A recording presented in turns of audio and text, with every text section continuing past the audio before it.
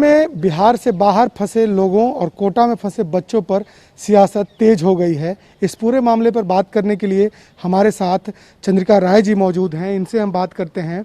Sir, जो परिस्थिति बिहार में है, आज का दौर है और इसमें जो सियासत हो रही है, कोटा से बच्चों को लाया जाए, सरकार कहती है कि हम बच्चों को नहीं लाएंगे, जो मजदूर हैं हमारे बाहर फंसे हैं उन पर सियासत हो रही है। आप ही के पार्टी के जो नेता हैं वो हमलावर हैं। तेजस्वी जी लगातार ट्वीट कर रहे हैं। क्या आपको लगता है नीतीश सरकार काम नहीं कर रही है या फिर आपको लगता है कि नीतीश सरकार बेहतर काम कर रही है? मैं तो समझता हूं कि पूरे देश में जितना अच्छा काम नीतीश सरकार कर रही है उतना शायद ही दूसरे जगह कोई कार्य कर रहे हैं। बिहार की समस्या से आप अवगत हैं कि बिहार की समस्या अन्य राज्यों से भिन्न है। सबसे ज़्यादा जो मजदूर हैं बाहर में जो रहते हैं वो बिहार के हैं और वो कई जगहों पर है। देश के पूरे सारे कोने में फैले हुए हैं। गुजरात हो, मध्य प्रदेश हो, महाराष्ट्र हो, उत्तर प्रदेश हो, बंगाल हो, छत्तीसगढ़ हो, सारे जगह फैले हुए हैं और बिहार की समस्या काफ़ी ज़्यादा है। ऐसे समय में इस तरह की ओछी राजनीति करना अच्छा काम नहीं हो सकता है। आज उनको पटना में रह करके मुख्यमंत्री को सहयोग करना चाहिए, अपने सुझावों से उनको अवगत करना चाहिए, न कि क्रिटिसिज्म करना चाहिए। कोटा के बच्चे क्या हमारे नहीं हैं? उनके ज़्यादा हो गए हैं क्या? उनको ज़्यादा ममता आ गया है क्या कोटा के बच्चों के लिए?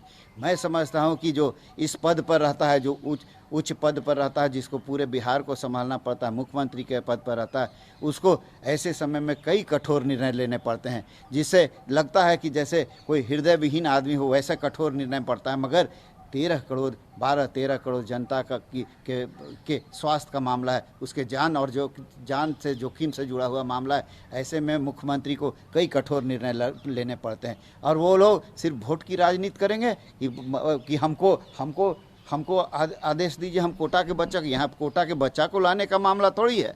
मामला है कि किस तरह से हम लोग पूरे बिहार के राज्य को संक्रमण से, कोरोना के संक्रमण से बचाने का काम करें।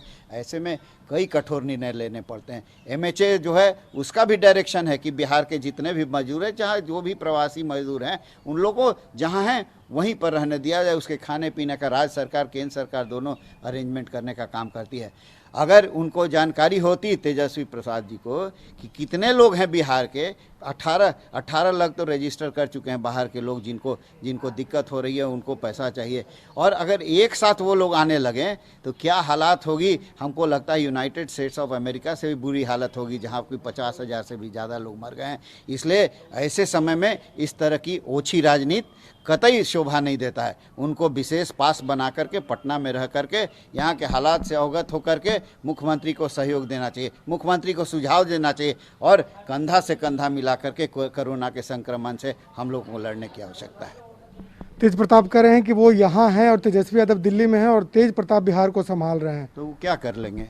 अपना क्षेत्र में तो 5 दिन गए नहीं है 5 साल में, अब पूरा बिहार संभाल लेंगे? ऐसा बात बचकाना हरकत इन लोगों की है। बचकाना, बिल्कुल बचकाना बातें लोग करने का काम करते हैं। अरे ये मुख्यमंत्री हैं, 15 साल मुख्यमंत्री, इनको अनुभव है, इनको शासन प्रशासन चलाने का पूरा अनुभव है, कर्मठ हैं, ईमानदारी के साथ बिहार के पूरे बचाव में लगे हुए हैं।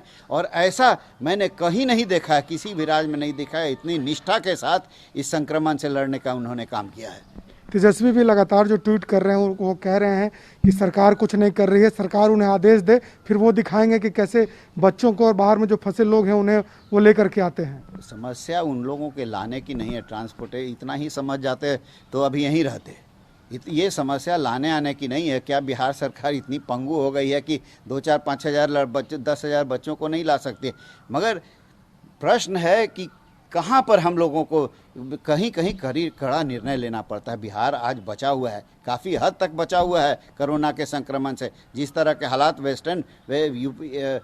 फ्रांस में, इटली में, जर्मनी में, स्पेन में है, उस तरह के हालात यहाँ पैदा हो जाए, ऐसी समस्या को रोकने के कारण मुख्यमंत्री को ऐसा निर्णय लेना पड़ रहा है, न कि बिहार सरकार के पास पैसे नहीं है कि ला सकता है। और हम लोगों के मन में भी दुख है, लोगों के प्रति ममता है कि कैसे उन लोगों को लाया जाए और निश्चित तौर पर उनको प्राथमिकता के आधार पर लाने का प्रबंध किया जाएगा। आप लालू प्रसाद यादव के समधी हैं, अपने पार्टी के वरिष्ठ नेता हैं, क्या अपील करेंगे आप शायद अभी अवगत नहीं है, मैंने पहले पार्टी से आप अलग हो चुके हैं, पार्टी से अलग हो चुके हैं, लेकिन लंबे समय तक आप उस पार्टी में रहे, क्या अपील होगी उस पार्टी से और पार्टी के सुप्रीमो जो पार्टी? मेरा यही अपील होगा कि ऐसे खतरनाक समय में, ऐसे समय में जो वैश्विक महामारी का समय है और बिहार के सामने विचित्र परिस्थिति है, सबसे ज़्यादा बाहर में मजदूर बिहार के हैं और सारे कोने में, देश भर के कोने में फैले हुए हैं, बंगाल से लेकर के कन्याकुमारी तक फैले, केरला तक से हमको फ़ोन आता है